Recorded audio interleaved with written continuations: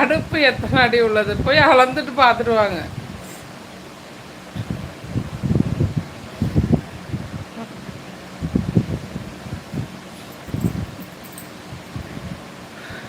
அடுப்பு 3 அடி. நான் அடுப்பு ஏதாண்டி அடுப்பு அடுப்பா இடுப்பா?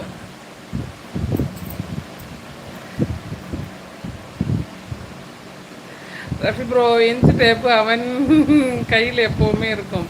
ஏனென்றால் அவன் வேலை அப்படி. நீ என்ன வேலையும் சொல்ல வேண்டாம், நீ எந்த வேலையும் சொல்ல வேண்டாம். மூடு வாயமது.